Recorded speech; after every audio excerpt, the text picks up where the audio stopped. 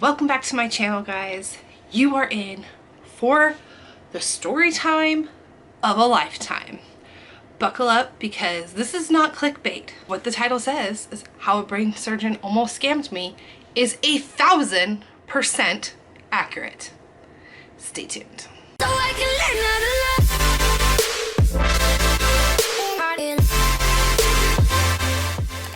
Obviously, I'm not going to give the name of the doctor because I don't want to get sued. Just a personal preference. So, here's how the story starts. The year is 2014. And for, I would say, 1 to 2 years, I can't remember exactly, but I want to say like 2 years, I had been suffering from horrendous migraines.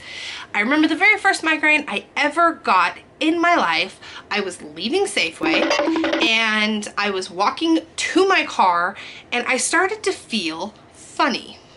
I don't know how else to describe it, but I felt like a little fuzzy and I started to see like spots. And I remember getting in my car and I had, like a ton of groceries that needed to go in the refrigerator, and it's summer. Really? My papers are falling off of my desk because of my fan. Hold on. Okay. Anyways, so I get in my car and I'm not entirely sure what to do because I've never had this happen to me before. So it was about, I would say, 12 miles from the store to my house, which doesn't seem like that big of a deal, but I had to take the freeway and it's not really a quick drive. By the time I get home, I have pretty much completely lost my vision. Like, it's like when you stare at the sun for too long and you see spots, that's how it was for me. And I could only see probably about a total of 10%. By the time I actually get home, now my head is throbbing to the point of like, I'm vomiting, I can't move, and I immediately crawl into bed and put the blankets over my head. So I dealt with those for, like I said, a couple years. They started to get so bad and so frequent that I started to see a doctor. Now, I didn't see a doctor right away. You're probably wondering, Jocelyn, why didn't you go see a doctor? And let me tell you why. All the women in my mom's side of the family suffer from migraines. And when I was doing research about it, I read that it's really hard to figure out why you're getting a migraine because there's like 1,000 different things that can be causing it. It could be hormonal, it could be because of medication, it could be because of like all this other stuff. So I was like, well, I'm not gonna go spend money just for that. And at the time, I wasn't having them that often. So in any case, I finally go to the doctor. Now, I went to, I would say, like 5 doctors. Not good experiences, I want to tell you, because when you're going in there, and I had to drive myself because I didn't have anybody to drive me, and you're telling them, hey, I'm in so much pain, I can't even blink without crying. You know what they treated me like? They treated me like I wanted pills, which I didn't. I just wanted them to figure out why I was having migraines so that I could get rid of them. So anyways, so I ended up getting, one of the things I had to get was a spinal tap. And I don't remember what the term of the medical condition was that the doctor thought I had, but essentially it had something to do with my spinal fluid. Now, let me tell you, if you have never had a spinal tap before, they are not fun. They are probably one of the most miserable things I've ever had to go through in my life. And I'm gonna spare you the gory details of how they do it, but if that's something that intrigues you, Google it. So anyways, there is something called a spinal tap headache, which of course there is. So I get home after said procedure, and I don't remember how long from the time I had the procedure to the time that like the headache started, but essentially what happens is as long as I'm laying flat, my head doesn't hurt as bad. I mean, it's tender, but it's not like unbearably tender. But the second I raise my head, essentially like above my heart, it was like fireworks were going off. I was crying. I mean, I was like on the bed in the fetal position crying because I would have to pee, I would have to eat, and in order to do any of those things, I had to stand up, which just created pain. So at one point, what I started doing was like sliding off of the bed and then crawling to the bathroom. That was the only way I could do it without like losing my mind. So my friend ends up having to come, and she takes me to the ER because I called the doctor and I'm like, I think it was like 3 days later and I still had this like spinal tap headache. And I'm like, okay, you guys said like this was gonna go away. This is not going away. What now? So they said, okay, you're gonna have to go to the ER and they're gonna have to do something. I think it was called a blood patch. So essentially like they take your blood and then they like, I think it was inject it into your spine or something like that. And that's supposed to help stop because apparently you get the headache from like the spinal fluid leaking. If I'm getting any of this wrong, I apologize. Like I said, this was 2014. So this was like 5 years ago that this happened. So I get that done and they prescribe me some sort of medication that I'm supposed to take for like 5 days. And I do that. And after about a week, I'm actually starting to feel kind of normal. So where I'm from, once a year, they have like this huge car show and it lasts all freaking weekend. And I was actually feeling pretty decent and I really wanted to get out of the house. So me and my ex-husband, who wasn't my ex at the time, decided, well, we were separated. Let's put it that way. We were separated, but we were still like kind of trying to make it work. Anyways, I digress. So we decide to go to this event, and at this event on the main strip, there is the best sushi restaurant in the world. And I'm so sad because they closed down. I need a minute for that one. Okay, I'm good. I moved away anyway, so it doesn't matter. But anyway, so yes, we go have sushi. I had one drink and I didn't even get like 2 sips into it. It was a mimosa, if I remember correctly. I didn't even get 2 sips into it and I started to feel awful. Not like when I was getting a migraine, but like, you know, if you stand for too long and you lock your knees and you feel like you're gonna pass out and you're standing there and you're like, yeah, so that's how I was feeling.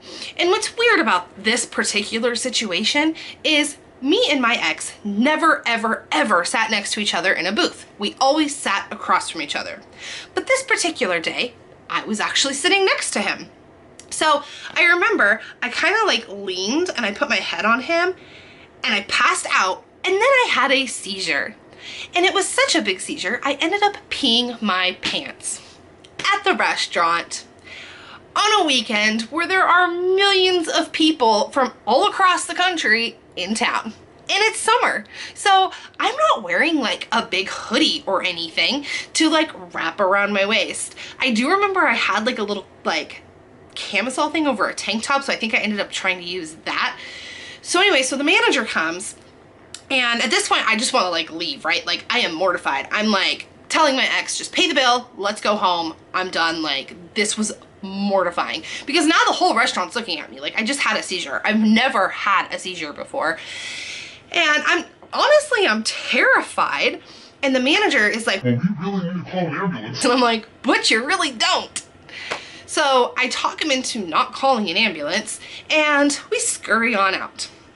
So now fast forward however much time, like days, weeks, something like that. I ended up going to a different hospital that was like 45 minutes away because the hospital that I had been going to sucked so bad and they were so mean to me and they weren't getting anything done. So I ended up driving myself to the other hospital in the middle of a migraine, by the way, sunglasses on, like coat up over my head. Of course, it's the middle of summer, so it's, you know, bright and shiny.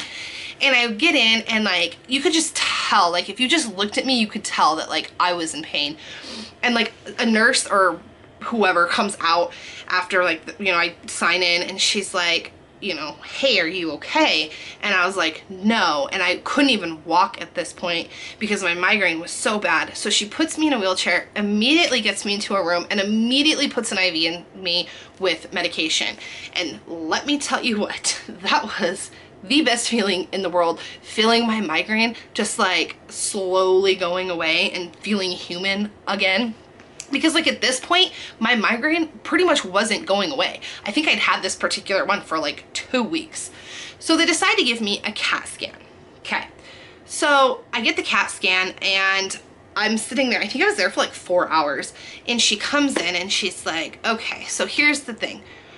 We found something on the CAT scan. And I'm like, what? She's like, yeah, there's something there, but we can't exactly figure out what it is, so you're gonna have to have more tests.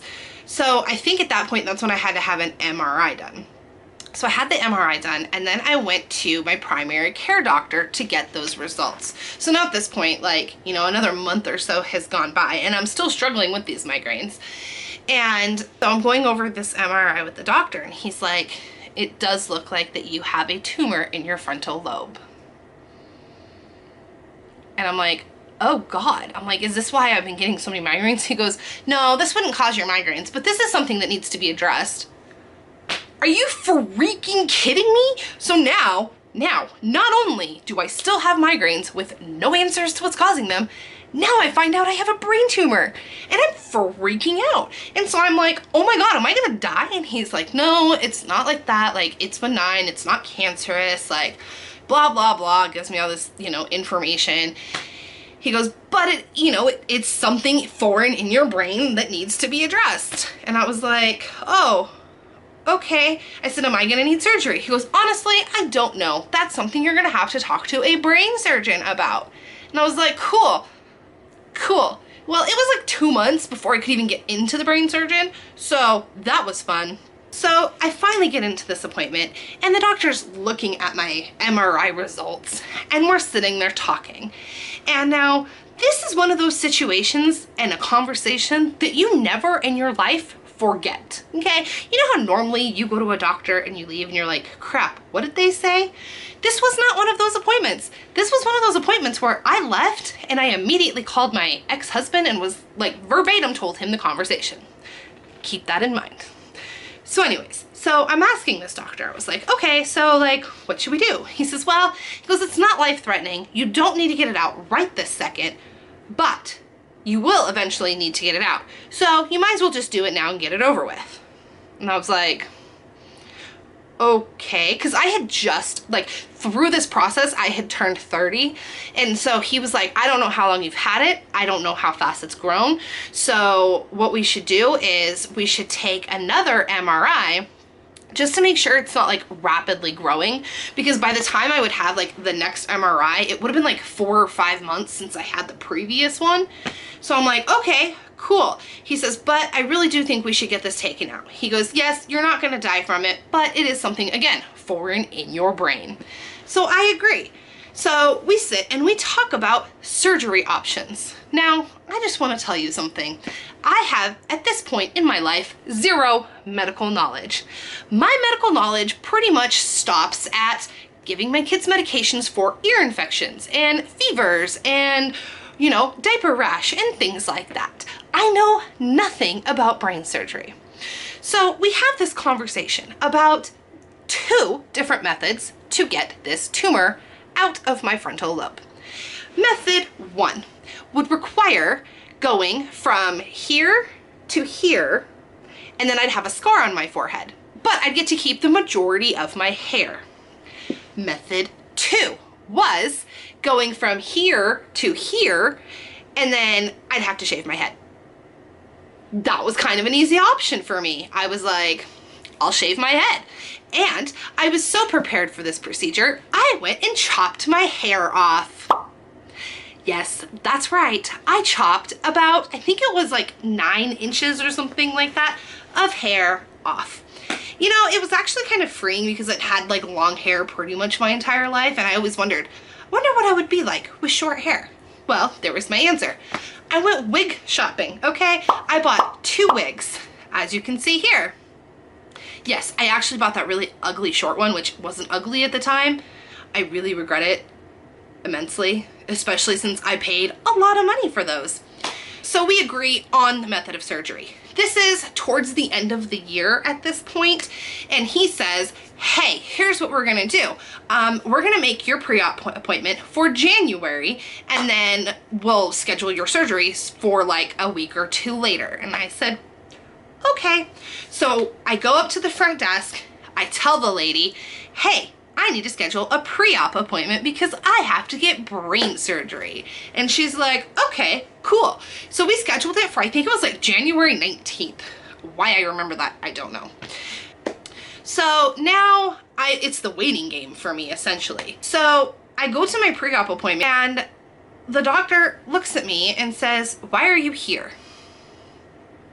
Like, You told me to schedule a pre-op appointment, like, you know, so we could go over, you know, final things, and like, you said you wanted to talk to me, make sure everything was okay, and like, oh, and then by then he would have my other MRI results. And at this appointment, my oldest son was actually with me, and he was, let's see, he's 13 now, so he was 8, okay, old enough to like know what's going on, okay. So we're sitting there, and he's like, yeah, why are you here? And my son and I just look at each other, and again, you know, pre-op appointment. He goes, I'm not doing surgery on you. What? What do you mean you're not doing surgery on me? He's like, yeah, no, I never said that. We never had that conversation. That was not what we talked about in your appointment. Are you freaking kidding me? The hell it isn't. That is not a conversation that somebody forgets or makes up in their head. Especially since I, again, verbatim, told this conversation to my ex-husband, to my mother, to my friends. Like, what the hell? I'm like, okay, but we talked about different methods of surgery. So, like, a week after this, I'm still, like, completely baffled, by the way. And a brand new apartment that I had just moved into was like, the way it was set up was like, here was my building, and then we had our parking spots, and then there was more parking spots, and then there was another building, right, with like the drive down the middle. So that building across from me, some dumb lady decided that because it was so cold outside, she was gonna smoke in her car in the garage. And guess what happened? Ha! If you said her car caught fire, you were absolutely right. And rather than, like, you know, try and pat it out, she ran, screaming, scared, not knowing what to do, and the entire building caught on fire. So now we're all evacuated at this point. Like, even my building, they don't want us in there because they're like, well, if an ember flies across and catches, you know, on your building, you're screwed. So it's like, okay, fine. So we're all standing out there freezing because it's December in northern Idaho, so it's not warm at all. And I end up talking to this lady who is another, you know, tenant in the complex. And we somehow get to talking about my situation. And I told her, and I was like, am I crazy? And she goes, you are absolutely not crazy. He's under investigation for insurance fraud. I was like, wait, what? She says, yes. So apparently what he was doing was he was performing surgeries that really didn't need to be performed so that he would get the money for them. Now, here's the thing. Like, I actually went and tried to get my CPC, which is like medical billing and coding. And this was like years later, like after this. And I actually learned that that is a thing, that there are doctors out there who will perform procedures that do not need to be performed because insurance pays for it and it's easy money. And I'm just like completely baffled, and obviously I went and saw a different doctor. Now, here's the thing. For the people out there that are like, well, why didn't you get a second opinion before you had your skull ripped open? Okay, the town that I'm from didn't have any other neurosurgeons but this one. In order for me to see another neurosurgeon, I would have had to go out of state. And it was just honestly, at the time, such a hassle because I had little kids, and my husband at the time was like always away at work for like months at a time, and I was essentially a single mom. So, I mean, looking back, yeah, I probably should have, but in the moment, it is what it is. Anyway, so what ended up happening is I ended up getting a MRI every 6 months for 2 years. Not one time in those MRIs did it show that the tumor in my brain had grown. So it's still there. It's not life-threatening. I'm not gonna die. I'm completely fine. Yeah, so that's the story of how a brain surgeon almost scammed me and how I almost got my head cut open for no freaking reason. If you guys like these story times, make sure that you hit that subscribe button and make sure you hit the bell so you get notified when I upload new videos. Also, make sure that you follow me on Twitter and Instagram at JossMaxedOut. Please, guys, also hit that like button because it helps my channel so much. It tells Twitter that I don't completely suck and it helps my channel grow. Have a good one, guys. Bye.